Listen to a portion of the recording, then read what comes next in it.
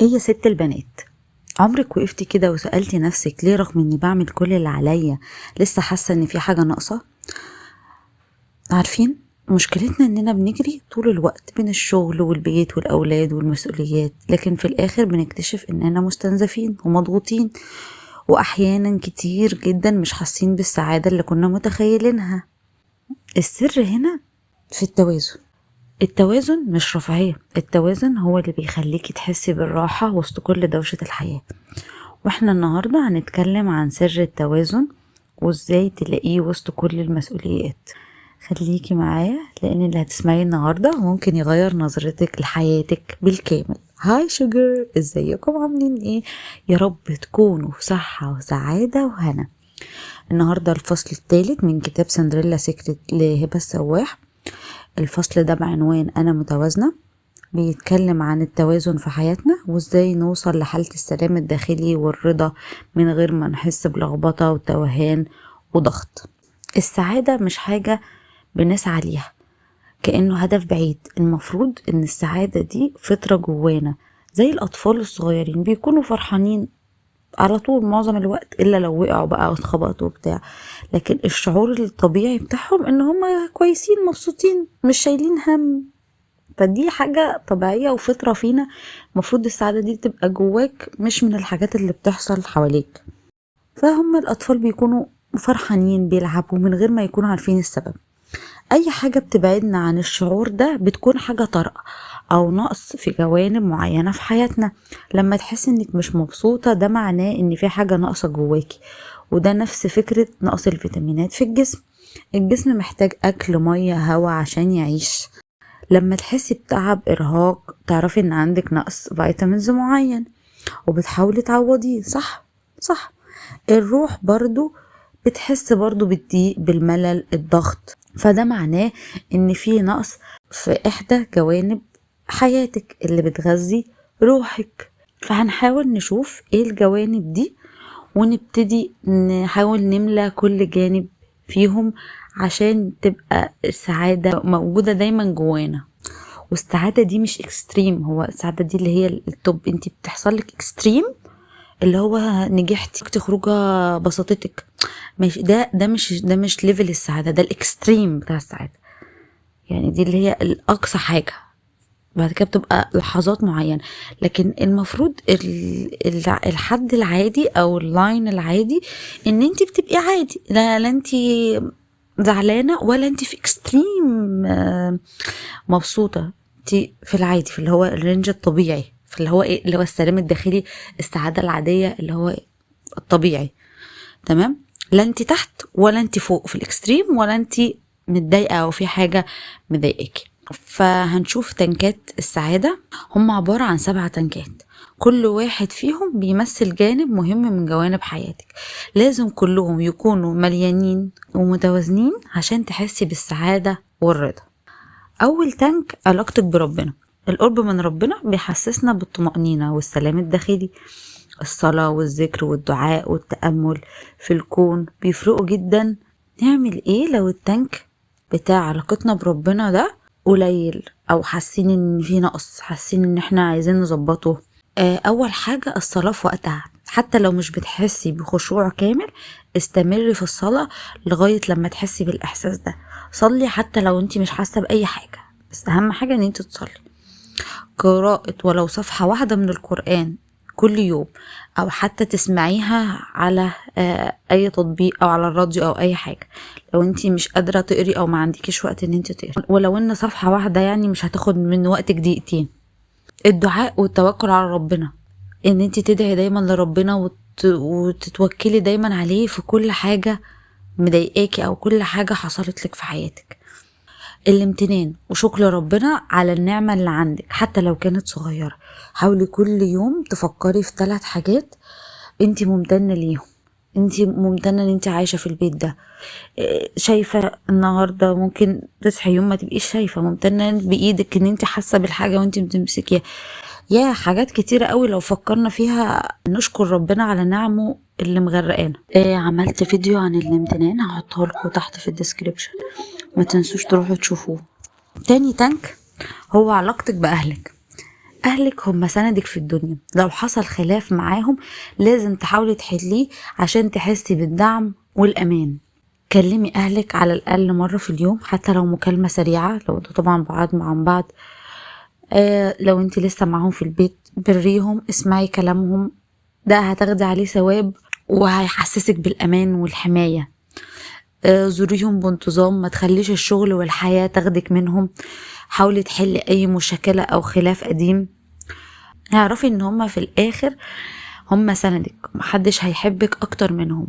مهما كنت انت حاسة ان هما قاسيين عليكي او جايين عليكي، صدقيني محدش هيحبك اكتر من اهلك.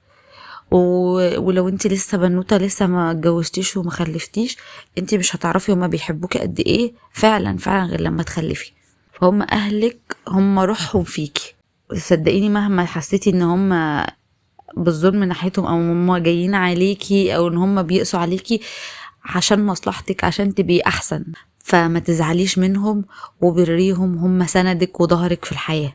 علاقتك بصحابك، الصحاب الحقيقيين بيخففوا عنك ضغوط الحياة، بيساعدوكي تخرجي الطاقة السلبية. مش لازم يكونوا كتير ومش لازم يبقى حواليكي طول الوقت، المهم ان هم يكونوا حقيقيين. يعني انا مثلا عندي 3 صحبات تقريبا اللي طلعت بيهم من الجامعة ومن المدرسة وكده، بس هم صحاب بجد. يعني ممكن نقعد بكام شهر ما نتكلمش او نتكلم مرة واحدة في الشهر، بس لما الواحد بيحتاج لهم بيلاقيهم وعادي، وبنروح وبنرجع واحنا مع بعض عادي، يعني ما فيش مشكلة. يعني بنروح وبنيجي وبرضو احنا صحاب واحنا برضو مع بعض، وما بنحسش بالفرق ان مثلا قعدنا شهر ما شوفناش بعض، قعدنا شهرين ما شوفناش بعض. فالصحاب الحقيقيين هم اللي دايما واقفين جنبك ومعاكي. حتى لو مشغولة حاولي تكلمي صاحبتك ان شاء الله مرة في الشهر او مرتين، اخرجي معاهم كل فترة. عارفة ان مفيش وقت دلوقتي، واحنا صغيرين في الجامعة وفي المدرسة كنا بنخرج وبنتنطط وكل حاجة. طبعا دلوقتي لا، بس نحاول نخرج معاهم كل فترة. اصلا الموضوع ده بيبسطك انتي وبيحسسك بيشحن طاقتك، بيحسن نفسيتك. اختاري صحاب حقيقيين يدعموكي ويخافوا عليكي ويخافوا على مصلحتك. لو عندك صاحبة طاقتها سلبية او دايما بتشتكي، حاولي تقللي من وجودها في حياتك، او تحاولي ان انتي الاول قبل ما تقللي من وجهة حياتك حاولي ان انتي ما تخليهاش تبقى طاقتها سلبية. حاولي ان انتي دايما تنشري الطاقة الايجابية، حاولي ان انتي تساعديها. والله ما عرفتيش وهي كده، حاولي بقى ان انتي تبعدي عنها، تقللي الكلام معاها كده يعني. علاقتك بجوزك، العلاقة الزوجية محتاجة اهتمام مستمر، يعني لان انتوا اصلا بتتغيروا، انتوا لما بتكبروا بتتغيروا، فانتوا طول الوقت محتاجين تفهموا بعض اكتر، طول الوقت محتاجين تشتغلوا على علاقتكم مع بعض اكتر، طول الوقت لازم تبقوا بتحاولوا عشان العلاقة دي تستمر، لان هي علاقة طويلة الامد. حاولوا تتكلموا مع بعض عن الحاجات اللي بتحصل في يومكم حتى لو كانت بسيطة. فاجئيه بحاجة صغيرة، هدية، أكلة بيحبها، نوع من أنواع الاهتمام. حاولوا ان انتوا تسمعوا بعض كويس. مش كل حاجة بتبقى محتاجة حل، ساعات الواحد بيبقى نفسه يقعد بس يعني شريك حياته ده يفضفض معاه، مش لازم يبقى في مشكلة ولازم في حل، أو بنحكي مع بعض. حاولوا ان انتوا يعني مرة في الأسبوع تقعدوا تتكلموا مع بعض، اتفرجوا على مسلسل سوا، خصصوا وقت ليكم بعيد عن ضغط الحياة وبعيد عن الأولاد، اخرجوا اتفرجوا على مسلسل، اتفرجوا على فيلم. حاولوا ان يبقى في حاجة مشتركة تجمعكم، هواية مشتركة تجمعكم، روتين كده يبقى لطيف يحاول يقربكم من بعض، عشان انتوا لو بعدتوا عن بعض فجوة هتكبر والموضوع هيبوظ منكم خالص. ودي بتحصل، يعني الفجوات دي بتحصل لان العلاقة الزوجية دي علاقة طويلة الامد، فاكيد بيحصل مشاكل وفجوات وكده، بس يعني دي خطوات بسيطة كده تحاولي تحسني بيها العلاقة. علاقتك بولادك، لو انت عندك اولاد فعلاقتك بيهم جزء كبير من توازنك، ولازم يكون في وقت مخصص ليهم من غير ضغوط، تقعدوا تلعبوا، تحكوا مع بعض، تقضوا وقت مع بعض، تنزلوا تتفسحوا، تتكلموا، تتفرجوا على حاجة مع بعض. حاولوا تقضي وقت معاهم مش بس في الهوم وورك والواجبات والمسؤوليات، لا العبوا، اتحركوا، اجروا، غنوا، ارقصوا، اعملوا اي نشاط مع بعض، اعملوا تمارين مع بعض. حاولي ان انتي تسمعيهم كويس وحتى لو كان كلامهم بسيط، ده بيعزز ثقتهم في نفسهم. حاولي ان انت تبقي صاحبتهم مش امهم بس، تخليهمش يخافوا منك، خليهم يحكولك كل حاجة. ما تحمليش نفسك اكتر من طاقتها في تربيتهم. مفيش ام مثالية، كلنا بنحاول، كلنا بنقع وبنقوم. ما تحطيش نفسك وما تقعيش في فخ البرفكشنزم، عشان ده مش حقيقة. الكمال لله وحده. خلي العلاقة بينكم قائمة على الحب والود مش الأوامر. علاقتك بنفسك، أكبر غلطة إنك بتعمليها إنك بتهملي في نفسك.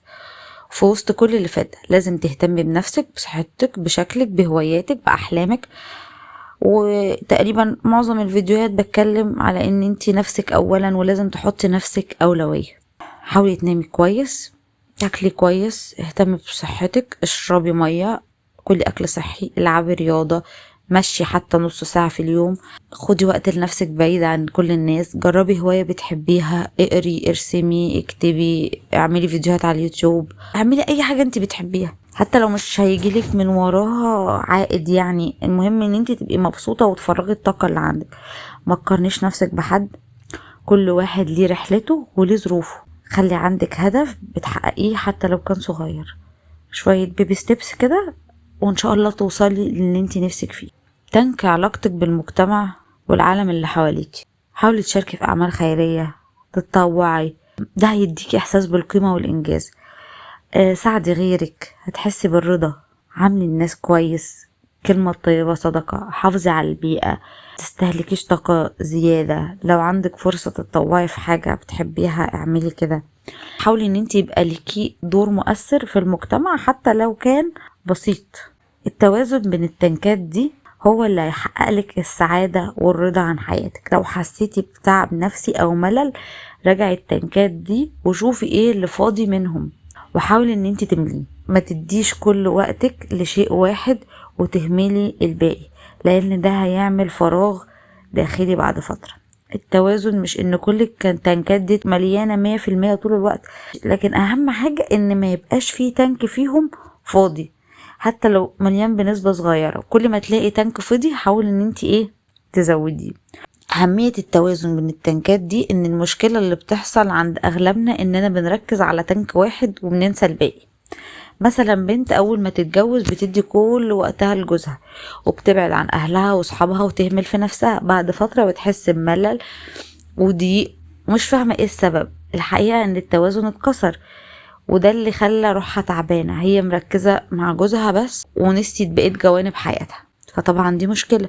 لازم يكون عندك تناغم بين كل الجوانب دي. لو حسيتي بضيق وزهق لازم تبصي على التنكات وتشوفي ايه اللي فضي فيهم وتبتدي تمليه. مفاتيح التوازن في الحياة. طب ازاي اعرف ان في تانك فاضي، او ازاي اعرف ان مفيش توازن ما بينهم؟ اول حاجة اعرفي احتياجاتك الحقيقية. ساعات بنحس اننا تايهين مش عارفين ايه اللي ناقص. اول خطوة هي انك تسألي نفسك ايه الجانب اللي مش متغذي كويس عندي، ايه التانك اللي ناقص عندي. ما توزنيش حياتك غلط. ما ينفعش تهتمي بناحية وتهملي الناحية التانية. لازم يكون في وقت لكل حاجة. وقت ليكي، وقت لولادك، وقت لجوزك، وقت لحياتك، وقت لأهدافك، وقت لشغلك. ما تستمريش في حاجة غلط. لو حسيتي انك مركزة في حاجة معينة او مهملة الحاجة التانية، عيدي الاتجاهات وحاولي تظبطي الموضوع بسرعة قبل ما تنهار. الحياة مش ثابتة، كل مرحلة بيكون ليها احتياجاتها. المهم ان انت تفضلي واعية بده وتعدلي طريقك حسب احتياجاتك. التوازن مش رفاهية، دي حاجة أساسية. السعادة والراحة النفسية. أول ما تحسي بلخبطة وتعب راجعي ال7 تنكات دي وشوفي ايه اللي محتاج تزودي. دلوقتي بقى انت شايفة انهي تنك عندك اللي محتاج يتظبط. خلاص كتبتي التنكات اللي عايزة تتظبط. تاني سؤال، اكتبي القرارات والخطوات اللي هتعمليها عشان بيها تملي التانك اللي بايظ عندك. وبكده يكون فيديو النهاردة خلص. اتمنى ان يكون الفيديو عجبكم وتكونوا استفدتوا منه. شوفوا الفصلين الاول والتاني واعملوا بقى لايك وشير وسبسكرايب عشان تستنوا الفصل الرابع. اشوفكم في فيديو جديد. سلام.